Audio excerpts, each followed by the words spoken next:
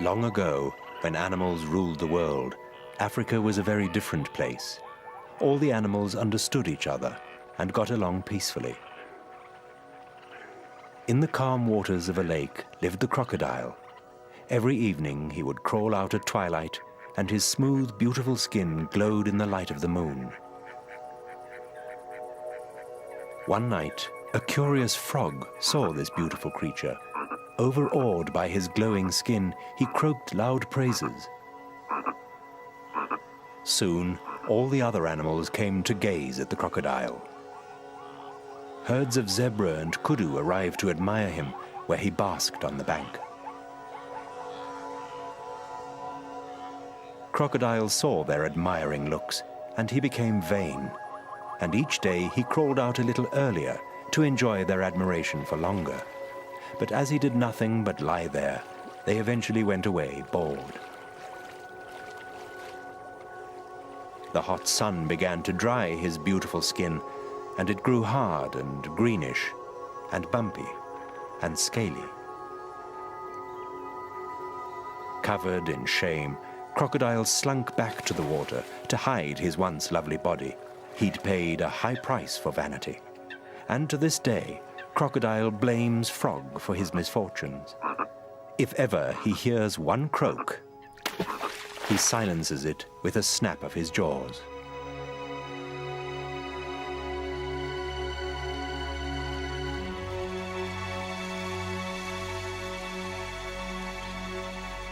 Crocodiles are the world's largest reptiles.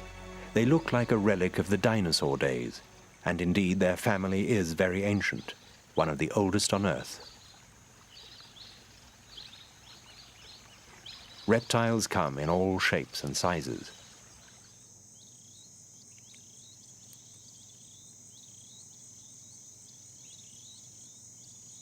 From desert dwellers like the leopard tortoise of the Karoo in South Africa's Cape Province, to this boa constrictor which lives in the hot, wet world of the Madagascan rainforest.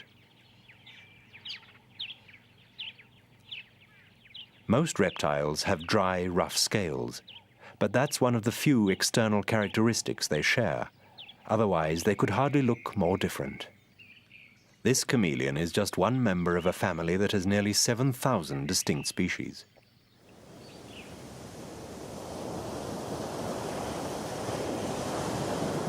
Some reptiles are sea creatures, like the green turtle.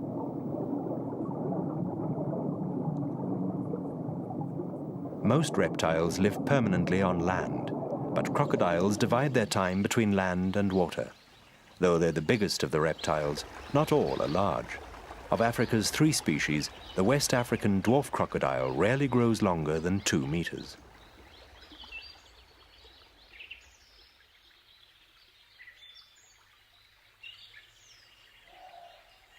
Both it and the slightly larger long-snouted crocodile are rarely seen, hiding away in forested, swampy regions of the same part of Africa. A long, thin snout can slash through water and catch prey with ease, but it works just as well against land animals.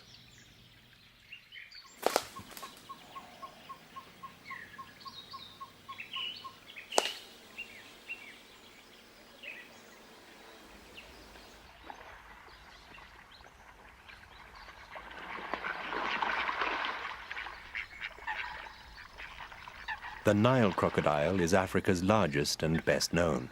Lay 3 tall men end to end and put the weight of 14 together, and you have a big Nile crocodile. And though its brain is the largest in the reptile world, it's still only the size of a thumb. Crocodiles are designed for water, where they can breathe, see, smell and hear while almost totally submerged. Their nostrils have valves that open and shut so water doesn't rush into their lungs. Sometimes they're the only bit of the crocodile visible above water.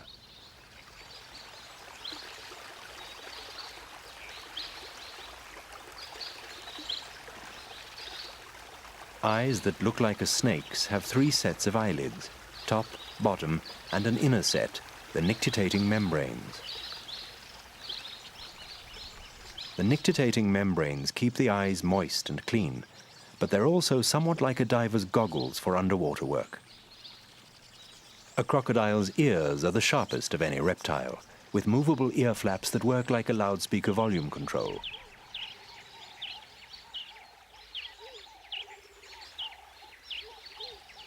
Short, stubby legs end in webbed back feet for steering and paddling in water, and blunter front feet for climbing banks and digging. Crocodiles have no lips. Even with jaws clamped shut, water leaks in. However, plumbing problems are solved by a special palate at the back of the throat. This shuts on submersion to keep the crocodile watertight.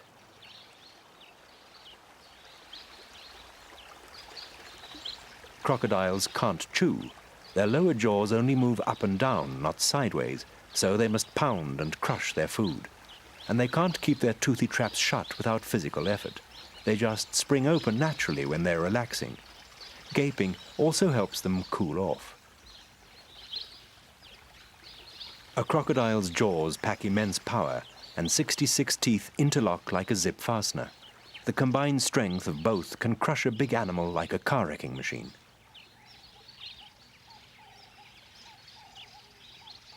The word crocodile comes from the Old Greek crocodrilos, pebble worms. Worm hardly describes this big reptile. But in medieval times, it also meant dragon, much more suitable for an animal as scaly as that mythological monster.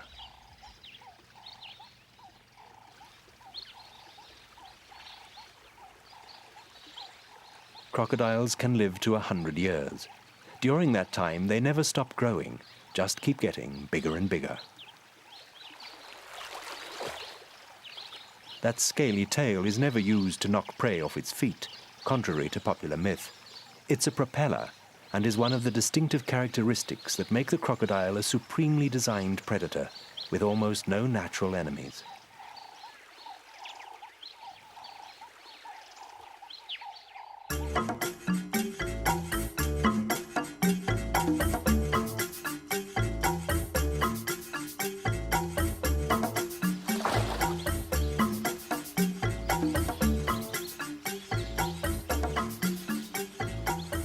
From day one, a crocodile learns that scales and bumps make you look remarkably like a log. Just lie quite still, and your meals will be completely fooled.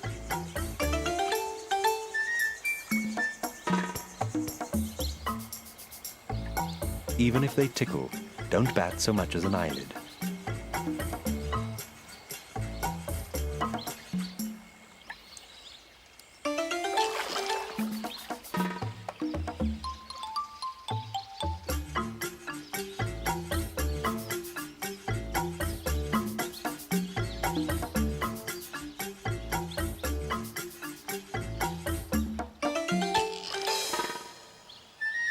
From small meals, big crocodiles grow, and naturally appetites too. The true heavyweights of the Nile crocodile world live in East Africa. Each year, on long annual migrations, huge herds of zebra and wildebeest must ford rivers full of crocodiles.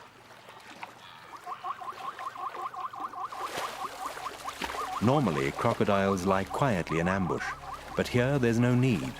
For these huge reptiles, life can be literally feast or famine, and migrations are feast days.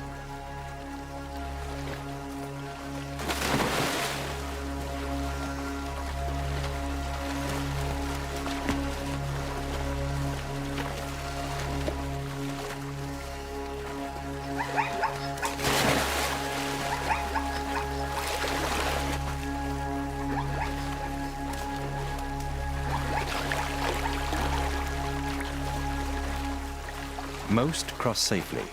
Some just make it, but others never reach the opposite bank.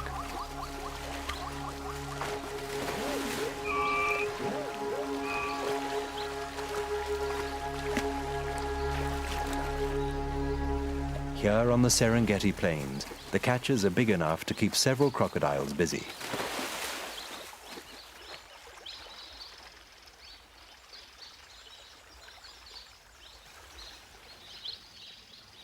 Very few reptiles hunt and eat together, but crocodiles do. Between April and May each year, bream migrate upriver at Ndumu on the South African border with Mozambique, and the crocodiles line up in toothy welcome.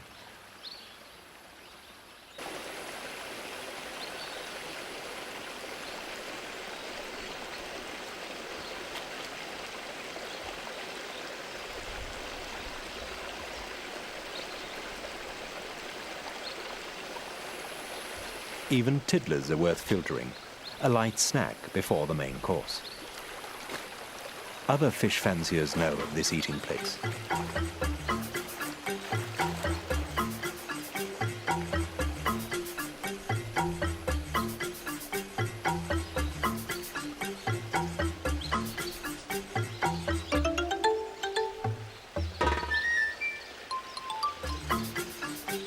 Maybe not the right dining companion for a marsh terrapin.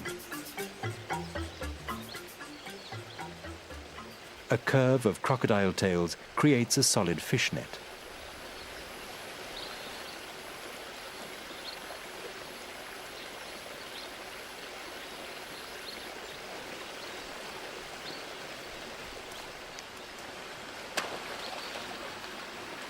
At last, the main course, big fat bream.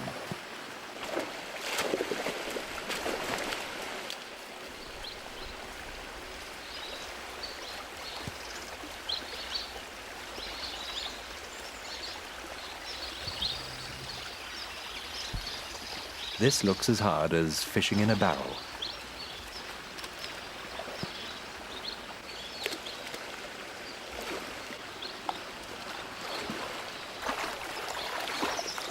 When the bream migrate, there's usually plenty for everyone, and peace reigns. But a particularly juicy fat catch might spark envy. Wiser to go off to a quiet corner and eat alone.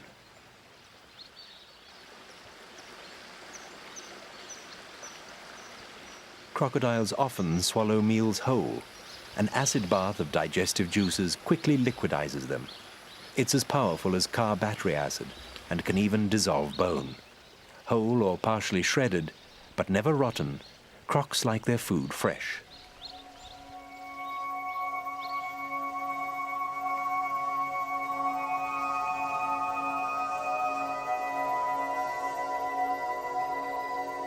For 180 million years, dinosaurs and flying reptiles ruled the Earth, until nearly all of them vanished 65 million years ago.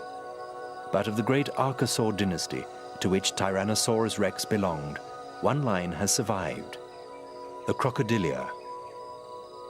Today's amphibious crocodiles descended originally from a land animal, Terrestrisuchus, that lived about 240 million years ago in Europe. It was perhaps the size of a large domestic cat, with long legs and short claws for easy running.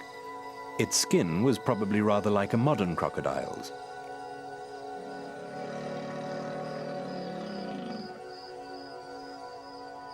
Then, about 200 million years ago, the Protosuchians arrived on the scene.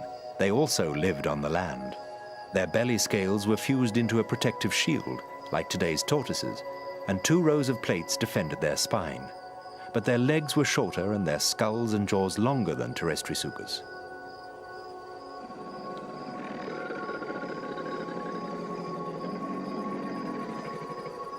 About 140 million years ago, the ancient crocodilians changed their lifestyle and turned amphibious.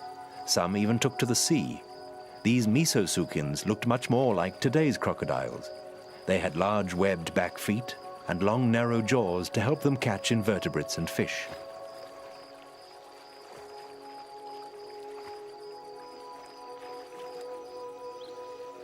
Modern crocodiles evolved 80 million years ago when warmer climates brought greater diversity and size. Some were huge then.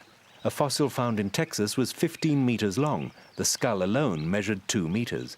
Aptly named Terrible Crocodile, it weighed as much as a bus, would have stood as high as an average ceiling, and was as big as Tyrannosaurus rex.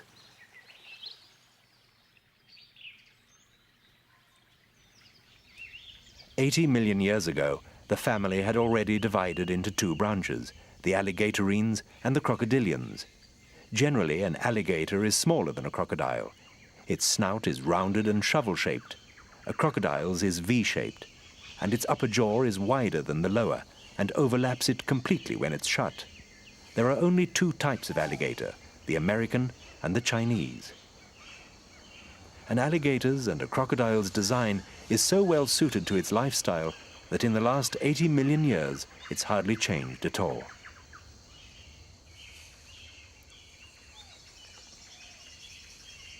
Hard to believe, but this sharp-toothed animal shares certain of its features with birds, such as a muscular gizzard to crush food before it goes into the stomach.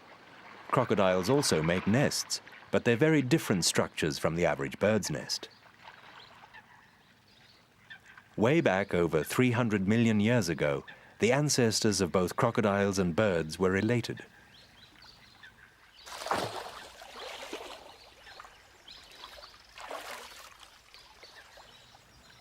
Perhaps today's secretary bird can give us clues as to how the extinct archosaurs lived. It's a fast-moving predator that eats small land animals, and it probably hunts and moves in much the way the ancient reptilian dinosaurs are thought to have done.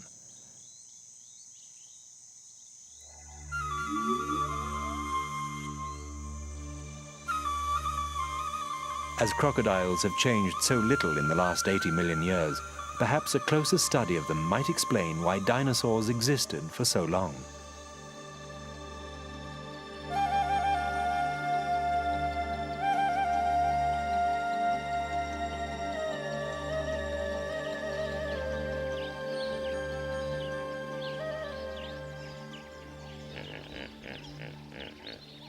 A crocodile leads a straightforward life. Eat, sleep, lie in the sun. The sun kick-starts its day. A cold-blooded animal needs solar energy to raise its body temperature. For this reason, most crocodiles live in the tropics and subtropics, at low altitude, and in slow-moving, warmer water, in places which fish-eating birds flock to.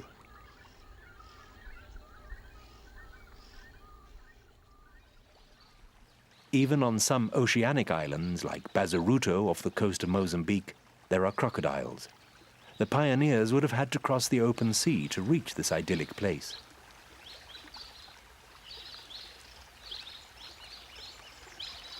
Behind huge dunes are the crocodile's essential freshwater supplies.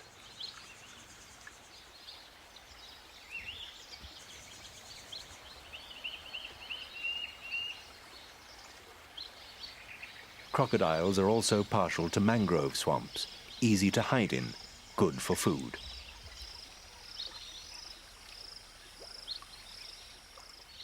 A band of tropical rainforest lies along the coast of West and Central Africa.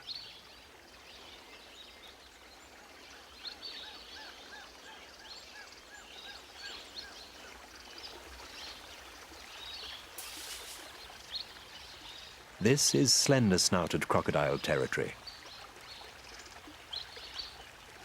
It hunts on land as well as in the water, but has no hope of catching a distant relative which can take to the air.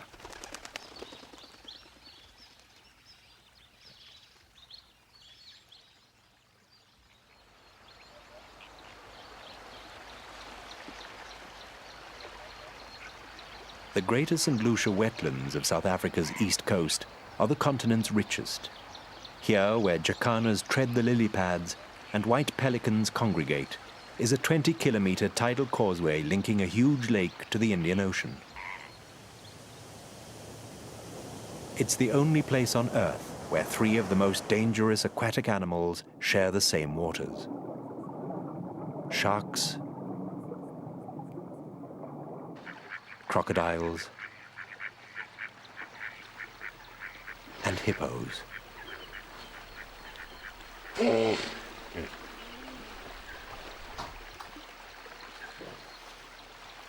are also multitudes of water-loving birds, lured by huge populations of invertebrates and fish, frogs and crabs.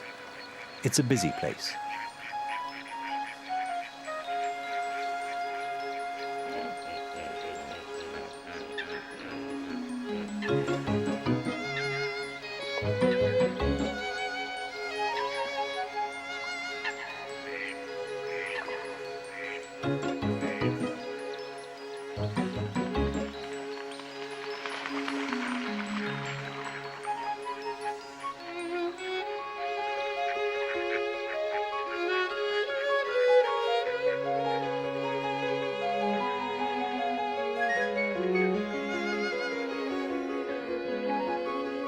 Pelicans lift wings in unison to shade the surface and pinpoint the fish in a synchronized roundup.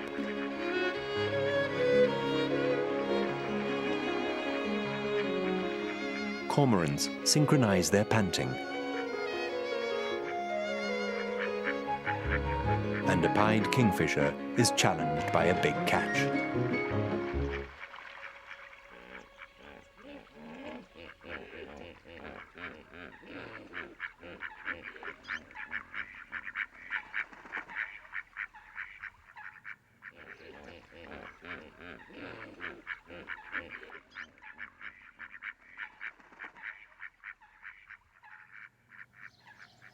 Frothy pink and white flamingos pay scant attention to a crocodile. The waters crawl with them.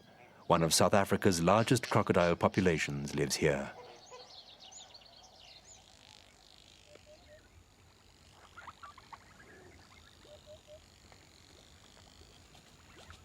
This is one animal for whom sunbathing is good.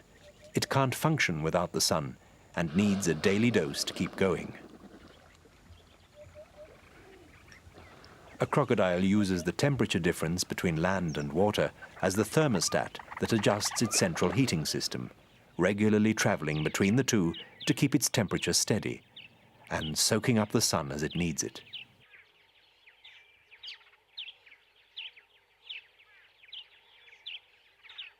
Like all snakes, the gaboon viper is also a cold-blooded creature that must have sun to stay warm and survive. Lizards likewise. Crocodile waters are usually also hippo waters. The two normally maintain a state of uneasy truce, but sometimes the hippos deliberately break it. These are extremely dangerous herbivores. Some crocodiles are eating a freshly killed nyala, spinning their bodies to rip chunks of flesh, since they cannot bite it off.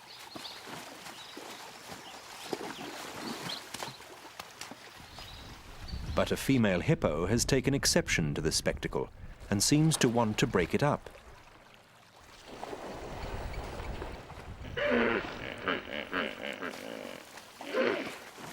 Not one of the crocodiles could match her for size or strength, and they leave her be.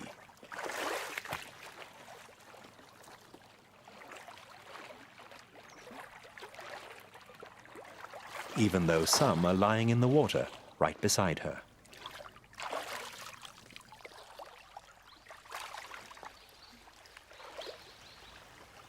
They outnumber her, but she ignores them and makes for their favorite basking place.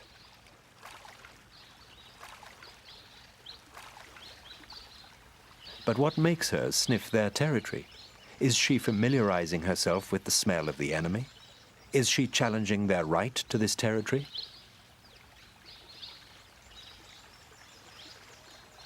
Perhaps her entire behavior is an assertion of dominance, or she may be protecting a young hippo calf not far off.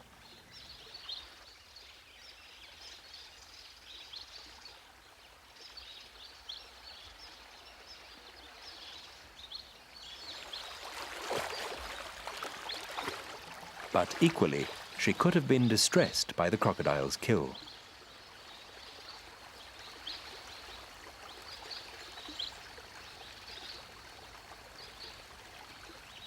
Hippos are believed to mourn another mammal's death, just exactly as elephants do.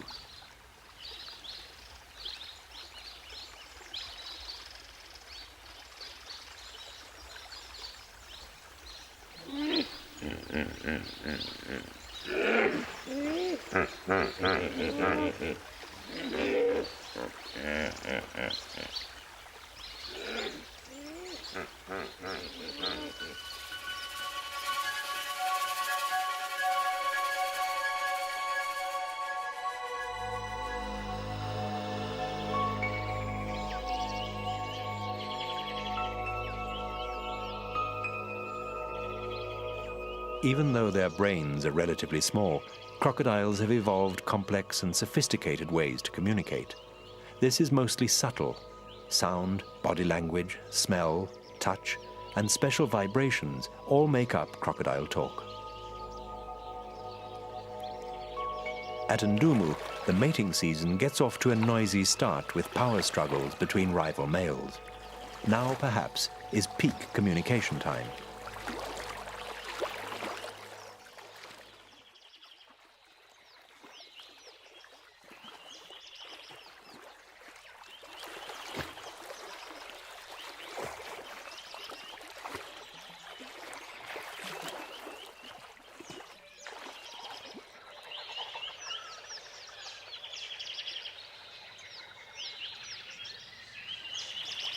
It's a race to breed, and everyone's going for broke.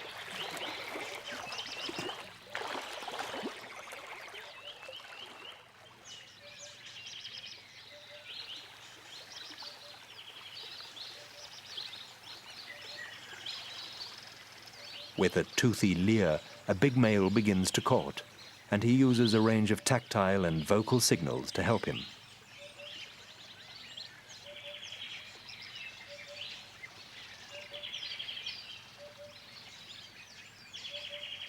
He slaps his head on the water to show dominance.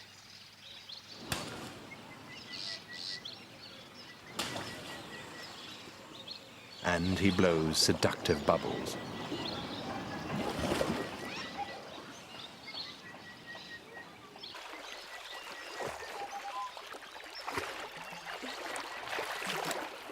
And vibrates his body so the water jumps in what's called a finger dance.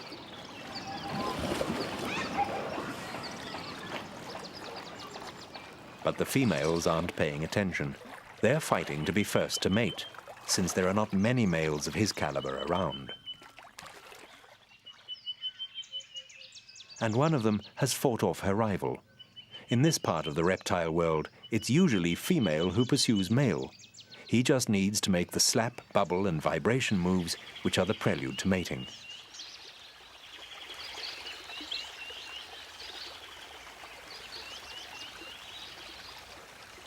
Once he's mated, his sperm may have to continue a hidden power struggle, racing to outswim the rest and reach the eggs first, because he won't be the only partner she's had.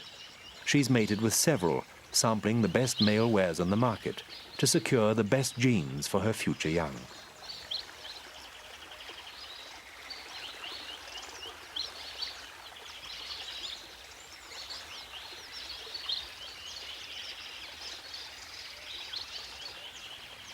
She may be sharing an intimate moment with one male, but she won't refuse a newcomer who's arrived to prize her away.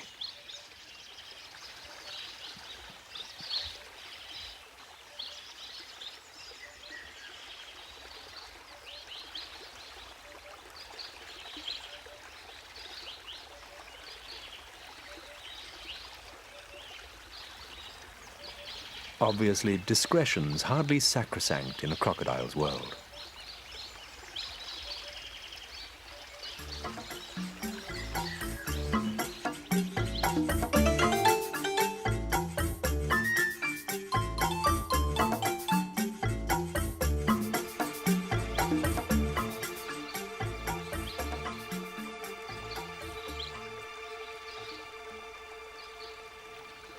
What is sacrosanct to a female crocodile is her young.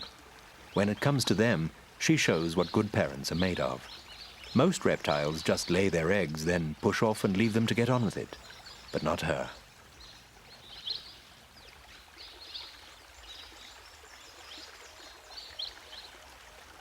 Being a good parent mostly means being a bodyguard, and you could hardly find a more intimidating one than this great scaly creature. She's a serious enemy deterrent.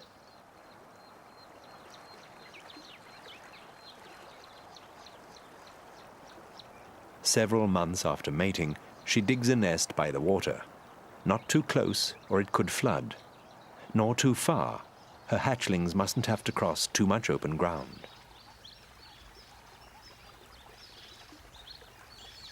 Soft-shelled when first laid, her eggs are roughly the size of a duck's. There are other females in the vicinity. This bank is a crocodile maternity ward.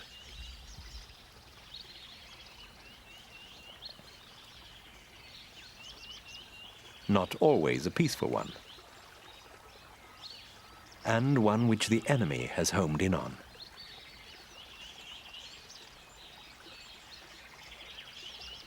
She's finished laying and covers her eggs with a warm soil blanket. How warm this is will be crucial to their future, so will camouflaging the nest.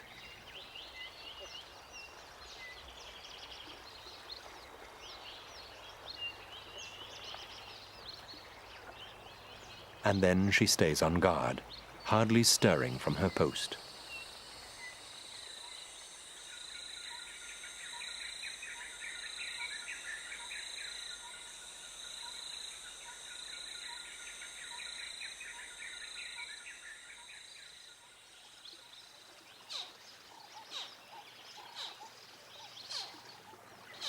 Three long months later, her eggs are hatching.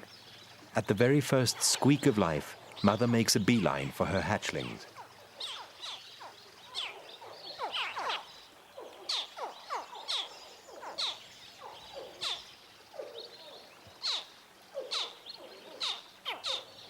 The tiny creatures need their big maternal bodyguard now more than ever, because their cries have given them away.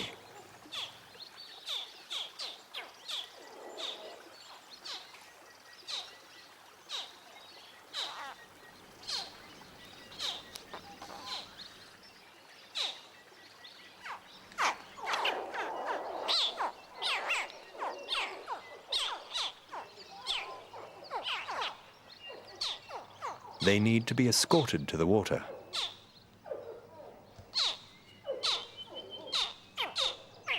And Mother, a crocodile armored car, is going to do it.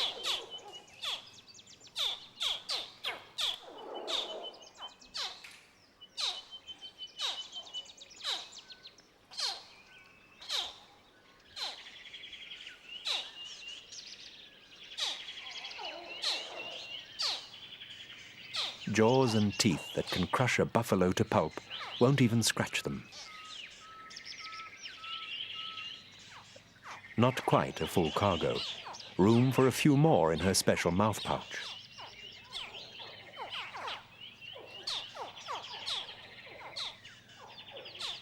First, though, the late hatchers need a hand. As she digs, the vibrations stimulate them to get cracking and come out to her.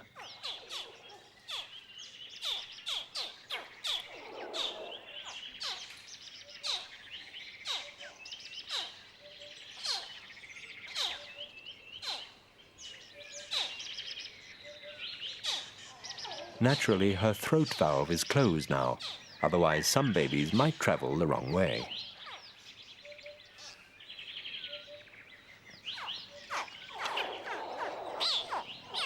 Full up and off to the water. But someone else in this ward is blocking the corridor.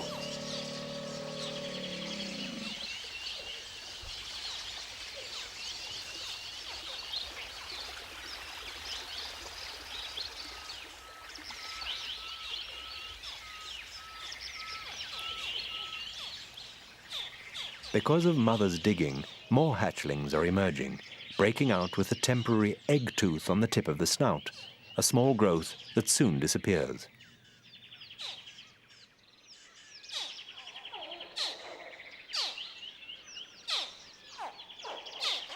The hatchlings began their race for life in the egg. With its limited oxygen supply, suffocation could have been the penalty for delay. The sex of most animal embryos is fixed from the very moment of fertilization. But remarkably, it's an external force that has a determining role in whether male or female climbs from a crocodile egg: temperature. And equally remarkably, temperature also helped design their skin markings.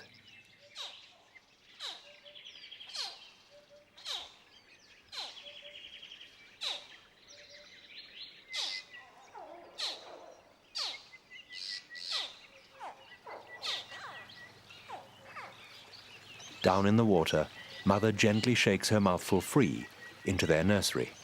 It's close to the bank, full of tall grasses and reeds to hide in.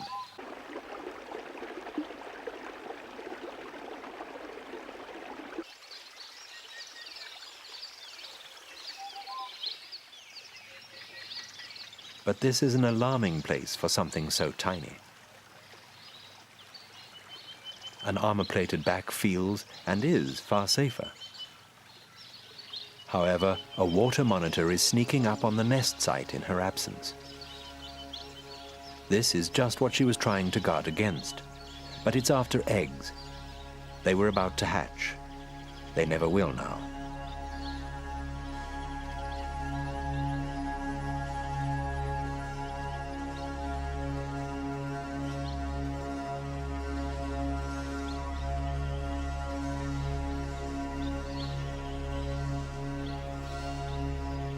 Even though their mother does her best, only about 2% of her clutch will reach adulthood. A crocodile's early years are the years of living dangerously.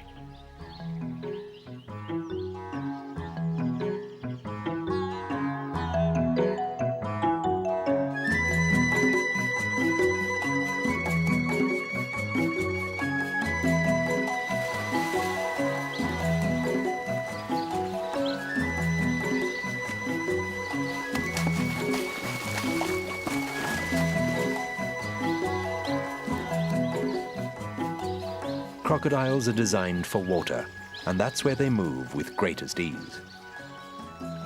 Powered by an undulating tail nearly half its body length, a crocodile can cruise easily at 15 kilometers an hour, with legs tucked close to its sides to make it streamlined.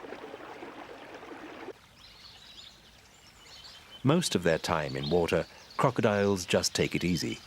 Keeping still saves energy, and why waste it if you don't have to? They paddle hardly at all to keep nose above water. The air in their lungs keeps them afloat without having to work legs too hard.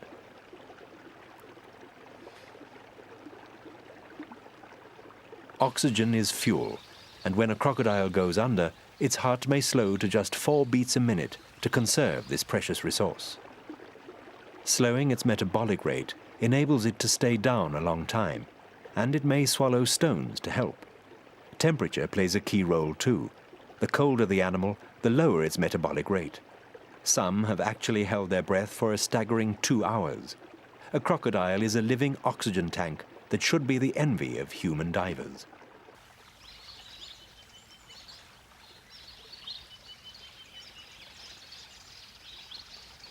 Crocodiles look cumbersome out of water. They are capable of short bursts of speed, but mostly they go slow and steady on land, rolling their way to their destination.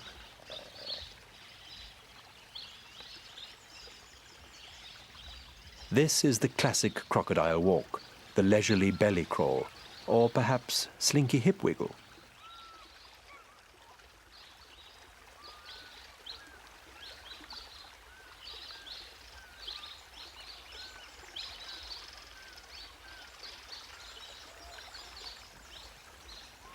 Like holidaymakers, crocodiles leave their swimming pools in order to soak up the sun. Once settled, they hardly budge.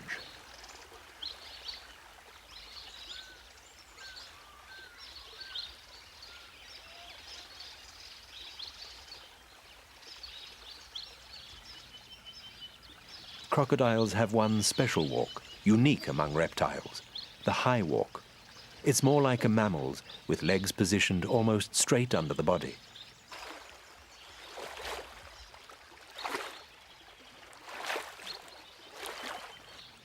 It's the best way to clamber over other sunbathers without upsetting them.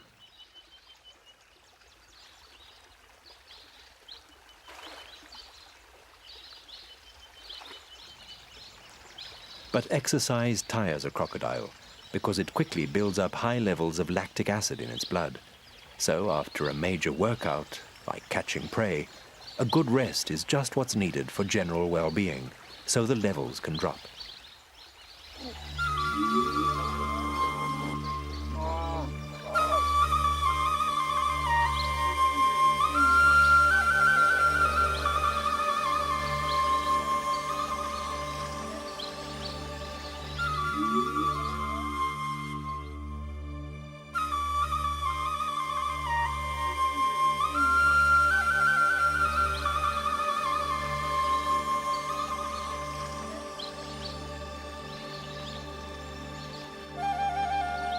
It's always best to let sleeping crocs lie. They're not trustworthy neighbors. They can be snappy. You don't want to put a foot wrong.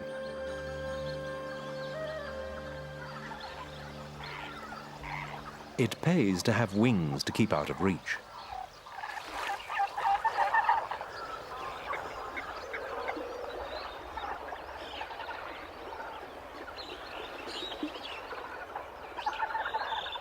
However, life with these unpredictable creatures does have its plus side. They churn up the mud and outwriggle bird food.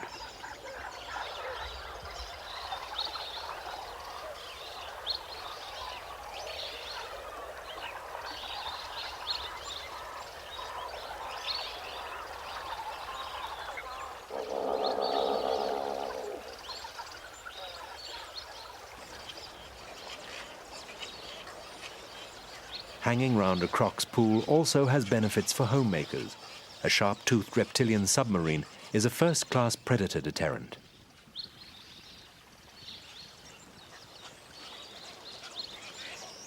However, almost nothing in life comes free. Nesting birds may benefit from a crocodile's unwitting protection, but the protection racketeers exact their fees. This is not a cheap nest site.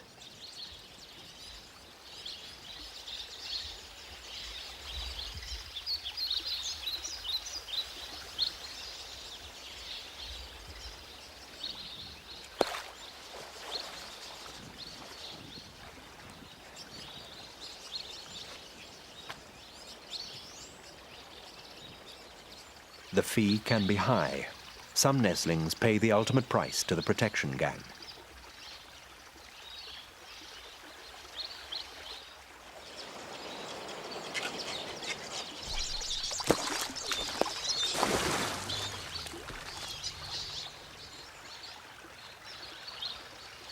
A golden rule: never fall off the perch.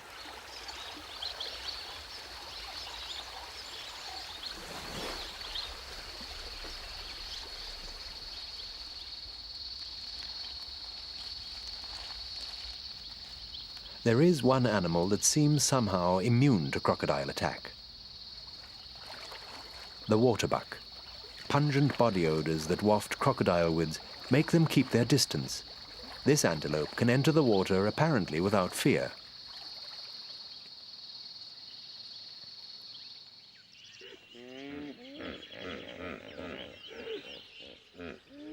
It's not crocodiles, but these animals which are the greater enemy of humans in Africa. And they're one of the few creatures a crocodile actually avoids, especially in the mating season.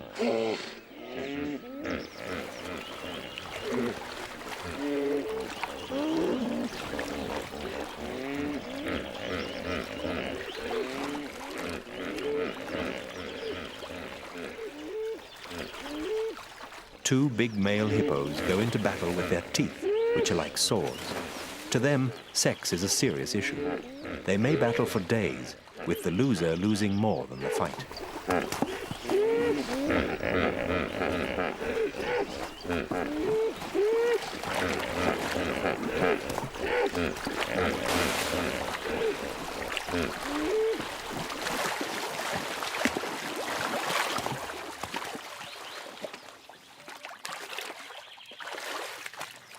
The crocodiles watch from a safe distance.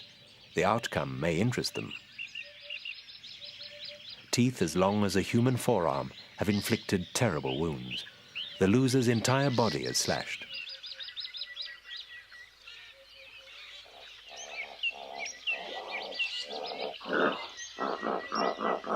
The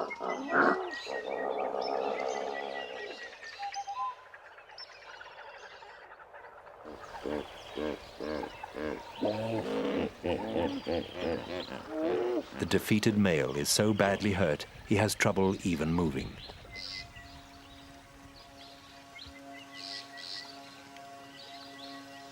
A young male tries to lick his wounds clean. Perhaps there's an instinctive spark of fellow feeling towards another male.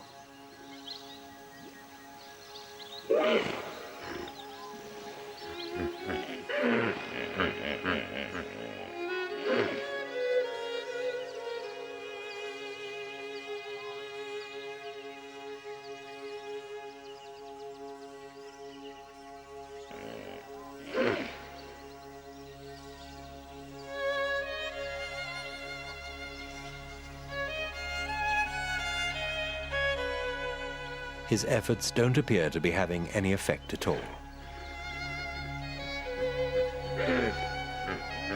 Weeping none of the famous tears, a crocodile watches the drama to its last act.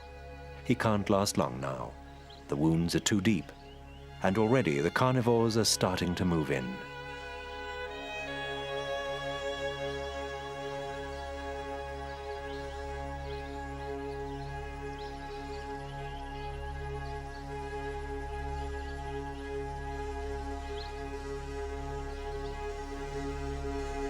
One last breath. He's gone.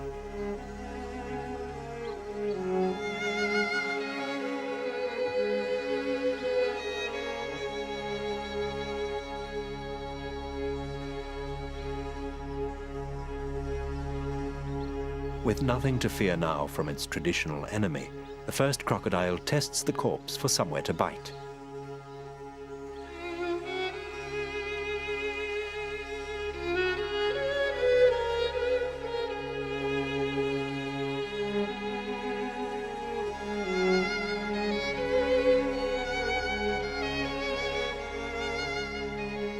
Many will feast on the fallen hippo, and when the crocodiles can eat no more, crabs, birds, and other scavengers will take over.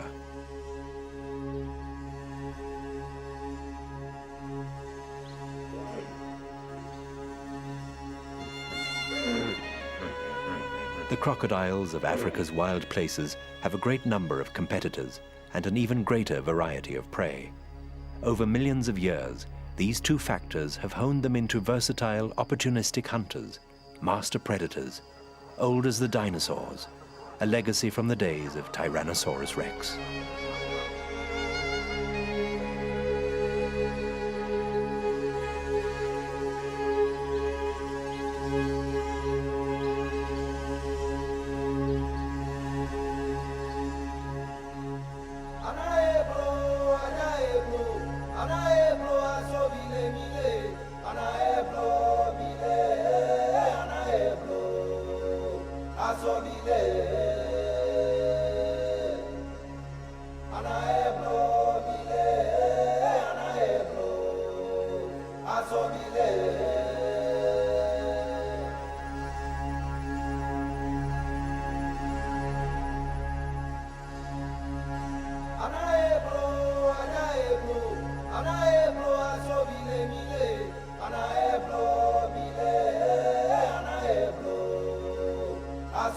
Crocodile.